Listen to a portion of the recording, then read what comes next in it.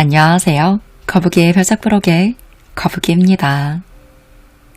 여러분, 청담동 부자, 뉴욕 어퍼이스트 사이드, 올드머니룩 이런 단어를 들었을 때 어떤 이미지가 떠오르시나요? 공통적으로 교양이 느껴지는 상류층, 외모에서 느껴지는 품격, 왠지 모르게 우아함이 묻어나는 행동 등 많은 사람이 질투하고 선망하면서도 닮고 싶어하는 상위 1%의 이미지입니다. 이것을 사회적 용어로 아비투스라고 하는데요. 아비투스란 환경에 따라 습득되는 제2의 본성이자 습관입니다. 저 사람은 교양이 있어. 확실히 뭔가 품격이 느껴진다 라고 결정하는 요소이죠. 이것은 자기도 모르는 사이에 만들어집니다. 우리가 더 높이, 더 품격 있는 삶으로 올라가기 위해서 무엇이 필요할까요? 바로 이 아비투스입니다. 아비투스는 상류층 부자만 가질 수 있는 게 아닙니다. 환경에 좌절하지 않고 스스로를 구원한 사람들은 하나같이 특별한 아비투스를 가지고 있었다고 해요. 이 특별한 아비투스를 갖춘다면 한 사람 자체의 인생이 송두리째 변화해 품격 있는 삶을 살 수 있다고 오늘 함께할 아비투스의 힘의 저자 도리스 메르티는 확신합니다. 그가 말하는 특별한 아비투스란 무엇인지 지금부터 알아볼게요. 대부분 부자들이 영화처럼 살진 않습니다. 부자들을 소재로 삼은 다큐멘터리가 그리는 것처럼 지나치게 화려하게 사는 사람은 극소수입니다. 정말 교양 있는 부자는 과시하지 않아요. 겉모습만으로는 얼마나 부자인지 알아채기 힘듭니다. 그들은 위압적으로 굴지 않고 까다로운 요구나 무절제한 행동을 하지 않습니다. 겉멋을 부리지 않고 외모를 완벽하게 꾸미려고 애쓰지도 않죠. 중산층과 큰 차이가 나지 않습니다. 라나 델레이가 그녀의 노래 올드머니에서 읊조린 캐시미어, 향수, 뜨거운 햇살, 빨간 스포츠카, 노을, 와인 중 스포츠카를 제외하면 우리 손에 닿지 못할 것도 없지 않나요?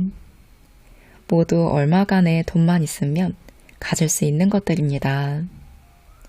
이는 런던 비즈니스 스쿨의 조사를 통해서도 확인할 수 있었는데요. 일반적으로 가진 것을 과시하거나 자랑하는 사람들은 부자가 아니라 경제적으로 열등하고 사회적으로 소외되었다고 느끼는 사람 중 현시욕이 높은 사람들입니다. 풍족한 사람들은 오히려 정반대의 사회적 신호를 택합니다. 사회적 격차를 드러내는 행동을 의도적으로 하지 않는 거예요. 이런 행동은 가짜 겸손이라기보다는 자신을 더욱 효과적으로 드러내는 특별한 방식으로 보입니다. 그 기저에는 나는 타인의 판단에서 자유롭기에 그 누구에게도 좋은 인상을 줄 필요가 없다 라는 메시지가 은은하게 흐릅니다. 그래서 그들은 명품 로고가 선명하게 박힌 스카프를 두르지 않고 직업이나 직급에 대해 언급하지 않으며 경력이나 학술 업적을 자랑하지도 않죠. 자기 회사의 직원 수나 성공 비결, 겸임죽인 명예직, 즐겨 찾는 레스토랑이나 친하게 지내는 유명인, 금고에 쌓인 골드바에 대해 입을 떼지도 않습니다. 그러니 그들처럼 부를 과시하지 않는 것이 현명합니다. 자고로 로마에 가면 로마법을 따르라고 했죠. 낯선 환경에선 그곳의 관례를 따르는 게 최고라는 뜻입니다. 그러니 당신이 할 일은 새로 소속된 곳의 분위기를 즐거이 받아들이는 것 뿐입니다. 느긋하게 행동하고 삐소로 관심을 표현하고 기분 좋게 지내면 됩니다. 그러려면 허세를 부리거나 자기 이름을 알리려고 애쓰거나 거만하게 굴 필요가 없죠. 부자처럼 생각하고 가난하게 보여라 라는 앤디 워홀의 명언을 꼭 기억하세요. 그렇다면 옷차림과 스타일링은 어떻게 해야 할까요? 이것은 기본이 되는 핵심 아비투스입니다. 성공을 거듭할수록 외모를 꾸미는 지출도 확연히 늘어나기 마련이죠. 비싼 옷은 핏과 소재, 풍기는 분위기에서 차이가 납니다. 그런데 외모를 가꿀 때의 관건은 단순히 비싼 것을 두르는 게 아니라 당신의 지위와 상식을 벗어나지 않는 선에서 당신만의 개성을 찾는 데 있습니다. 만약 당신이 평범한 비즈니스 정장을 넘어선 의상이 필요하다고 판단한다면 먼저 이런 질문에 대한 답을 신중하게 찾아보세요. 당신이 전달하고자 하는 메시지는 무엇인가요? 당신의 옷차림은 어떤 메시지를 전달해야 하나요? 당신의 지위에서 강조되는 면은 무엇인가요? 간혹 사소한 변화가 큰 효과를 낼 때도 있습니다. 힌트를 얻고 싶다면 미국 드라마 마담 세크리터리를 보세요. 극 중에서 이제 막 외교부 장관으로 임명된 엘리자베스 맥코트는 스타일을 바꿀 필요가 있다는 제안을 스타일리스트 따위는 필요하지 않아 라고 거절하고선 직접 다림질을 합니다. 하지만 다음 회차에서 그녀가 생각을 바꾸는 에피소드가 나와요. 그녀는 전문가를 찾아가 대대적인 변화 없이도 현재 직위를 충분히 대표할 수 있는 옷차림에 대해 교육을 받습니다. 이제는 제복, 칭호, 견장, 클럽 배지가 사라지면서 성과를 명시할 방법도 사라진 것처럼 보입니다. 하지만 남들에게 우리가 이룬 것을 드러낼 방도가 완전히 사라진 것은 아닙니다. 외모와 언어, 몸짓은 여전히 계층을 구분하는 사회적 표식으로 남아있죠. 그것은 우리 몸에 배어 있어서 언제 어디서나 영향을 미칩니다. 사람들이 찰나의 사소한 행동을 포착해 타인의 지위를 식별한다는 것은 과학적 연구를 통해서도 확인된 바 있는데요. 한 문맥으로 이어지는 단어 7개만 들어도 사람들은 화자의 사회적 지위를 판별해냈습니다. 발음이나 톤만큼이나 웃음, 표정, 자세, 제스처도 풍부한 정보를 제공합니다. 당신의 지위를 누설하는 단서들은 수도 없이 많아요. 하지만 간단한 변화 하나만으로도 사회계층의 분위기를 풍길 방법이 있습니다. 바로 속도를 줄이는 거예요. 말과 걸음과 몸짓의 속도를 늦추는 건 생각보다 큰 효과를 발휘합니다. 몸과 혀가 움직이는 순간 자신에게 천천히 라고 속삭여 보세요. 도약은 중노동입니다. 올라가노라면 숨이 차죠. 하지만 당신이 힘겹게 올라가고 있다는 사실을 다른 사람들은 모르는 편이 낫습니다. 짐짓 느긋하게 행동할 때 당신의 능력은 좀 더 밝게 빛나실 거예요. 여유롭고 초연할수록 존재감은 드러납니다. 21세기에는 과시나 무의미한 낭비로 보이는 아비투스는 선망의 대상이 되지 않습니다. 이를 피에르 부르디에는 이렇게 표현합니다. 우아해지려고 애쓰지 않아도 우아하고 구별되려는 의도가 없어도 구별되는 게 중요하다. 애쓰지 않고 우아함을 표현하는 것은 말만큼이나 어려운 일이죠. 도약자들은 애써서 높은 곳에 다다라요. 하지만 중턱까지 오르는 동안 몸에 밴 습관이 정상에 오르는 데는 도움이 되지 않습니다. 마지막으로 올라야 할 정상의 이름은 바로 초연함입니다. 어색한 단어 선택, 과장된 자기 홍보, 너무 엄격하게 지키는 예의 범절은 초짜들의 상징입니다. 사치품 소비나 지위 상징이 될 만한 물건들을 과시하는 것도 자신의 지위를 100% 확신하지 못하는 사람들의 눈물겨운 노력이죠. 소속감은 무작정 노력하거나 돈을 쓴다고 해서 얻어지지 않습니다. 당신이 성공을 떠벌린다고 얻어지는 것도 아니죠. 당신이 성공을 확신하고 다른 사람들이 그것을 느낄 때 소속감은 자연스럽게 날아와 당신의 품 안에 안길 겁니다. 그러니 존경받고 싶다는 욕구로 마음이 급하더라도 초연하게 행동하는 연습을 하세요. 초연하다는 것은 작정하지 않고 덤비지 않는 태도를 뜻합니다. 느긋하고 여유로운 태도가 몸에 배면 당신이 덜 드러나기라는 조바심과 달리 실제로는 당신이 더 드러나 빛날 겁니다. 결핍을 축복으로 뒤바꾸세요. 미국 드라마 조용한 희망이 넷플릭스 역사상 가장 크게 성공한 드라마 10위에 들 줄은 아무도 몰랐습니다. 스테파니 랜드가 자전적 실화를 바탕으로 쓴 드라마의 주인공은 임시직과 청소일을 전전하며 아이를 키우는 싱글맘입니다. 현실 속 스테파니가 그랬듯 작중 주인공인 알렉스도 예기치 못한 출산을 하게 되면서 대학 진학의 꿈을 접게 됩니다. 그리고 딸의 아빠인 션과 함께 궁핍하게 살아갑니다. 그들의 삶엔 미래도 돈도 없었어요.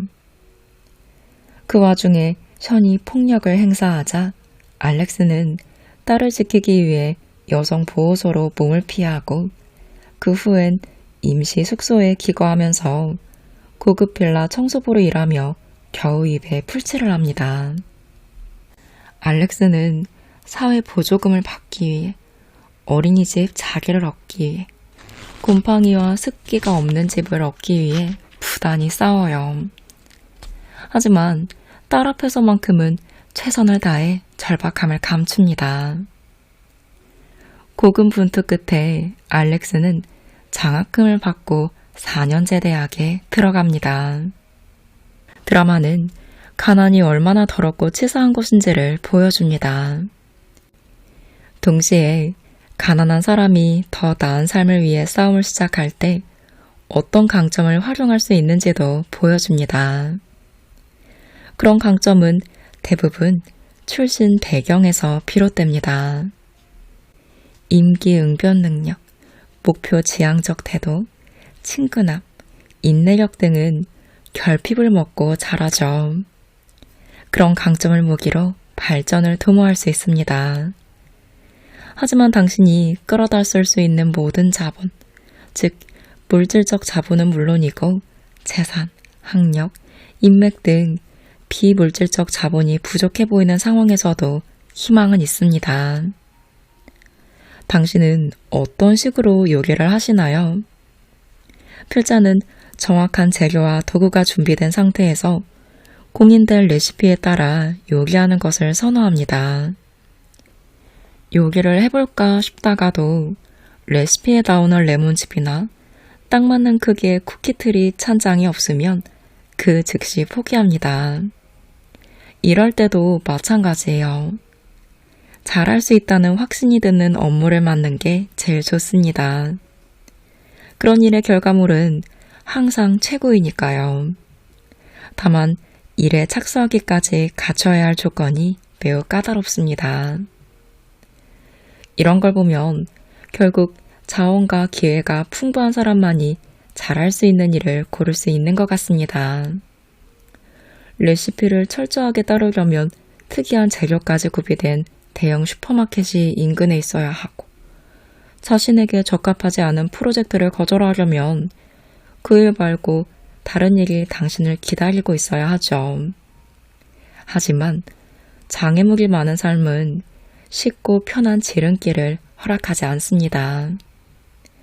앞을 가로막은 장애물을 피하고자 새길을 찾아야 하죠. 결핍 속에서 더 나은 걸 만들어내는 능력은 길을 막은 돌로 집을 짓습니다. 불안한 환경 속에서도 긍정을 잃지 않는 부모의 아이는 어려운 형편에서도 안정된 정서를 유지할 수 있습니다. 조용한 희망에서 알렉스는 싸구려 인공 실험마저 사기 힘든 빈궁함을 감추기 위해 딸과 판타지 실험 놀이를 해요. 과장된 제스처로 팬케이크에 시럽을 붓는 신용을 하는 거예요. 엄마의 노력 덕분에 딸은 단맛보다 더 소중한 감각, 즉 생에 대한 안정감과 낙관을 얻습니다. 결핍을 원하는 사람은 없어요. 하지만 결핍이 절대 악은 아닙니다. 결핍은 우리의 등을 떠밀어 비범한 길로 나아가도록 합니다. 그래서 가진 게 없이 자란 사람일수록 낯설고 험한 길에 익숙하죠. 부잣집 친구가 안전검증 마크가 달린 고카트를 타고 놀 때 고물 부품을 얼기설기 엮어서 어설픈 자동차를 만들어 본 아이는 훗날 직장에서 프로젝트 예산이 부족하면 차선책을 찾아 성과를 내는 어른이 됩니다. 태생적으로 불우한 환경과 대면해야 하는 삶은 고단합니다. 미워할 여지가 없는 사실이죠. 하지만 삶의 시작이 찬란하지 않은 사람들도 충분히 성공 스토리를 쓸 수 있다는 것 또한 잊어서는 안 됩니다. 사회적 문제에 관심을 두지 말라는 뜻은 아니에요. 다만 가난한 가정에서 태어난 사람도 대단한 수준을 넘어 가공할 만한 높이로 도약할 수 있다고 말하고 싶을 뿐입니다. 가브리엘 코코 샤넬을 아시나요? 그녀의 삶은 푸른으로 막을 올렸어요. 세탁부의 딸로 태어난 그녀는 12살의 엄마를 잃고 수녀가 운영하는 고아원에 보내졌습니다. 거기서 재단을 배웠고 가수가 되려고 시도했으며 23살에 부잣집 아들을 만나 난생 처음 부자들의 생활 방식을 맛봤습니다. 그리고 그의 재정적 지원으로 프랑스 도빌에 옷가게를 열었어요. 그게 도약의 시작이었습니다. 샤넬은 저지 스커트, 셀러 블라우스, 트위드 정장 등으로 첫 번째 컬렉션을 열었습니다. 그녀는 하위 계층과 수녀, 노르망디의 어부 등 누구보다 자기가 잘 아는 사람들에게서 얻은 영감을 토대로 자신만의 패션을 완성했고 대성공을 거뒀습니다. 엘리트들의 잡지로 통하는 뉴요커는 그녀의 컬렉션을 혁신적인 스타일이라고 호평했어요. 이후부터 그녀의 모든 행보는 역사가 되었죠. 샤넬은 시대를 통틀어 가장 성공한 여성 기업가로 꼽힙니다. 암울한 조건에서 출발했음에도 불구하고 가난과 소외에도 불구하고 성장 과정에 그늘이 없지 않았음에도 불구하고 그녀는 자기 분야에서 위대한 업적을 성취했죠. 그녀처럼 넘어져도 다시 일어서는 능력, 끊임없이 일어서는 능력을 회복력이라고 부릅니다. 꺾였다가도 일어서는 사람을 두고 우리는 회복력이 강하다고 말하죠. 샤넬의 삶은 역경과 위기가 회복력을 키운다는 사실을 보여줍니다. 그녀처럼 회복력이 특별히 좋은 사람들 중 부모 슬하에서 완벽한 보호를 받고 자란 이는 드뭅니다. 미국의 심리학자 에미 베르너는 장기 연구를 통해 이런 사실을 입증했습니다. 그는 하와이의 한 섬에서 태어난 아이 200명을 대상으로 40년간 추적 연구를 했는데요. 처음에는 모두 열악한 환경에서 성장했으나 그중 3분의 1가량이 놀라운 재능으로 두각을 드러냅니다. 그들은 아주 어렸을 때부터 주어진 환경과 어려움에 훌륭하게 대응했으며 그 과정에서 상처가 없진 않았으나 좌절하진 않았습니다. 매번 자구책을 찾았고 목표를 유연하게 조정했으며 타고난 복이 많아 응석바지로 자란 사람들은 쉽게 절망하는 상황에서 희망을 발견하고 긍정적인 태도를 보였습니다. 삶의 고비를 넘을 때마다 점차 강해진 그들의 정신력은 벼락치기로는 배울 수 없는 능력이었어요. 그렇다면 여러분은 어떠신가요? 위기 대처 능력이 좋은 편이신가요? 어떤 일이 있어도 쉽게 겁먹지 않는 편인가요? 어떤 상황에서도 해결책을 찾아내는 편이신가요? 어두운 시절을 지날 때도 삶의 밝은 면을 알아보는 편이신가요? 당신이 그런 사람이라면 바로 그 능력으로 도약을 시작할 수 있습니다. 그런 강단이야말로 소망대로 삶을 꾸려가기 위한 최고의 준비물이니까요. 여러 명이 함께 탈 수 있는 정은용 그네를 떠올려 보세요. 거기에 탄 사람들은 그네를 앞뒤로 천천히 흔들면서 대화를 나누거나 상념에 잠기거나 다리를 쭉 뻗어 기지개를 켜는 중입니다. 모두 편안하고 좋아 보여요. 당신도 그네를 함께 타고 싶습니다. 빈자리도 한둘 보이죠. 어떻게 할까요? 무작정 타겠다며 흔들리는 그네를 잡아서 멈출 순 없습니다. 그네에 탄 사람 중 한 명이 당신을 위해 멈춰주길 기대할 수도 없죠. 만약 당신의 마당에 그런 멋진 그네가 있다면 당신도 남들이 몰려앉도록 두지 않을 겁니다. 그러니 남들이 타고 있는 그네에 당신이 탈 방법은 하나뿐입니다. 흔들리는 리듬에 맞춰 올라타기에 좋은 타이밍을 노리는 거예요. 새로운 계층에 소속되는 것도 흔들리는 그네에 올라타는 것과 비슷합니다. 물 흐르듯이 자연스럽게 그곳에 들어가 앉는 것이죠. 최상위 계층의 소속감에 관한 최고의 전문가로 꼽히는 도로테아 아시이와 도로시 에이터는 소속감을 흐름에 사뿐 올라타서 함께 흔드는 것이라고 정의합니다. 네, 그렇습니다. 사뿐 올라타서 함께 흔드는 거예요. 성큼 올라가서 자기를 뺏는 게 아닙니다. 소속감은 경쟁이 아니라 함께 성공하는 분위기 안에서 만들어집니다. 그런 분위기는 당신이 주변 사람들에게 편안한 기분을 선사할 때 만들어집니다. 성공한 사람들은 서로를 밀어내지 않습니다.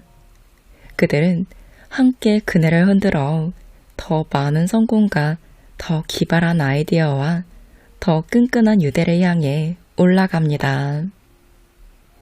당신이 이런 정서적 과정에 쉽게 편입되려면 편안하고 다정하게 소속감을 표현하는 연습이 필요합니다. 연습이라니 좀 거창하게 들릴지 모르겠지만 따지고 보면 굳이 연습할 필요가 있을까 싶을 만큼 기본적인 것입니다. 하지만 이런 기본기가 쌓이면 엄청난 위력을 발휘합니다. 진정 성공하는 사람들과의 소외를 유발하는 사람들은 이런 신호가 있습니다. 자기와 관련된 주제로 이야기하는 편을 선호합니다. 어떻게든 자신의 성공을 앞세워요. 반박, 평가, 자기 합리화를 합니다. 내가 더 잘 알아 라고 말해요.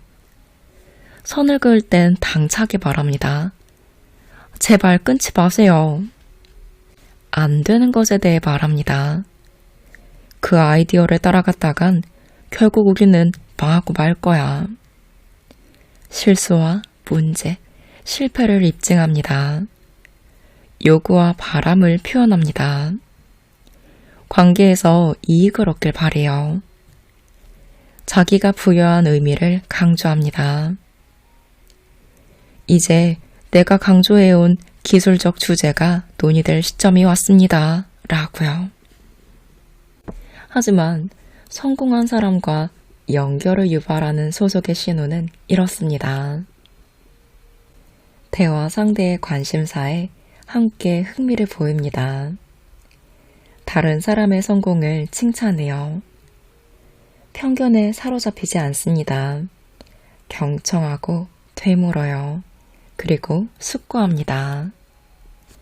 기꺼이 배우겠어 라고 말해요. 선을 그을 땐 부드럽게 말합니다. 하던 말만 마칠게요 라고요. 목표와 연결해 말합니다. 지금이 우리 모두에게 기회인 것 같아. 성공은 칭찬하고 실수는 넘어갑니다. 칭찬하고 감사를 표현해요. 쓸모를 계산하지 않고 풍성한 관계를 맺습니다. 자기 성과에 대한 기쁨을 이렇게 표현해요. 말할 수 없이 기쁩니다. 이것이 내가 바라던 바예요. 라고요. 어떠신가요?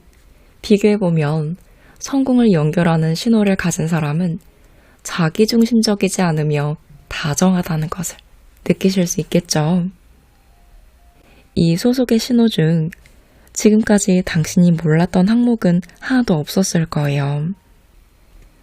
당신은 이미 익숙한 환경에서 친구들과 동료들에게 다양한 소속의 신호를 자연스럽게 발산하고 있었을지도 몰라요. 다만 도약한 계층에서는 너무 알랑거리는 것처럼 보일까, 아니면 체신이 없어 보일까 하는 걱정이 편안하고 다정한 표현을 가로막을 수 있습니다. 소속의 신호를 보내기 위해서는 그런 불안부터 해소해야 합니다. 겉으로 드러나는 지위는 높지만 내면으로 느끼는 지위가 낮을 때 사람들은 너무 성급하거나 주저하거나 뻣뻣하게 굽니다. 누구보다 당신이 잘 알고 있으실 거예요. 그 문제는 자신감을 가져야 해결됩니다. 마지막 몇 미터를 남겨둔 도약의 단계에서 당신에게 필요한 것은 내면에서 우러난 진정한 자신감입니다. 이런 자신감은 당신만의 것이에요. 다른 사람이 선물하거나 빌려줄 수 없습니다. 타인의 관심과 인정을 받으면 기분이 좋지만 간절하지는 않은 상태가 되어야 비로소 자연스러운 상호작용이 가능합니다. 성공에 대한 확신은 돈으로 살 수 없습니다. 상담을 받는다고 생기는 것도 아니죠. 하지만 도약을 이뤘다면, 그리고 이루고 있다면 당신의 내면에는 성공의 확신이 가득 차 있을 겁니다. 그러니 경제적이고 외부 요소에 휘둘리는 이미지와 이별하세요. 사회적 비교에 얽매이지 마세요. 처음엔 남들의 인생에서 긍정적인 자극을 얻을 수 있었습니다. 하지만 성공이 늘어날수록 그런 곁눈질은 성취에 대한 기쁨을 갉아먹죠. 따라서 어떤 수준, 어떤 시점에서는 비교를 뛰어넘어야 합니다. 비교할수록 당신은 만족보다 불만을 더 강하게 느낄 거예요. 그러니 지금 당장 비교의 회전 목마에서 뛰어내리세요. 멈추기 힘들다면 차라리 과거의 자신과 비교하세요. 당신은 어디에서 시작하셨나요? 지금은 어디에 있으신가요?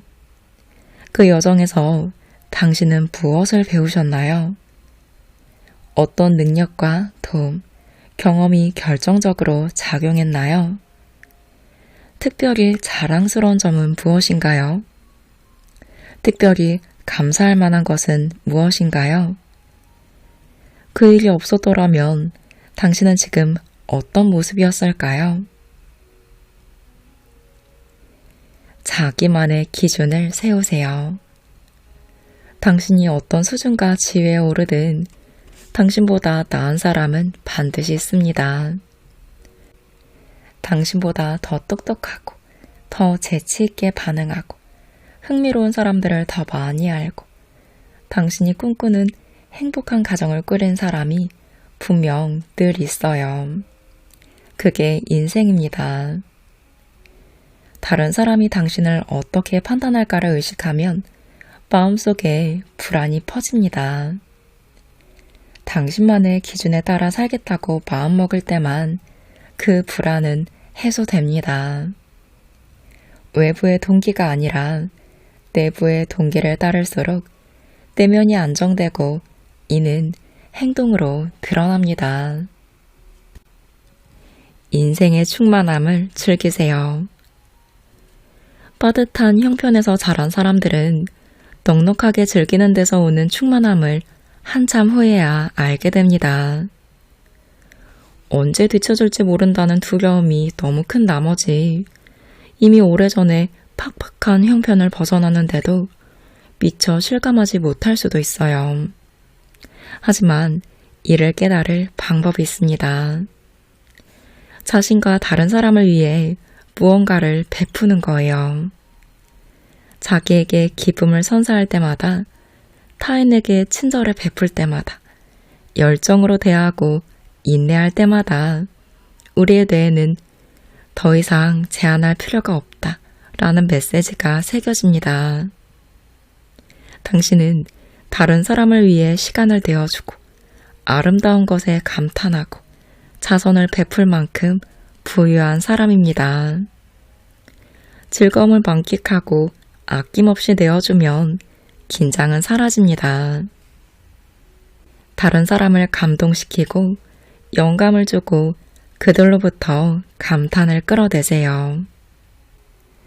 미국 금융 전문가이자 TV 진행자인 수지 오만은 당신이 누구인지 당신이 과소평가하면 세상도 당신이 하는 일을 과소평가할 것이다 라고 말합니다.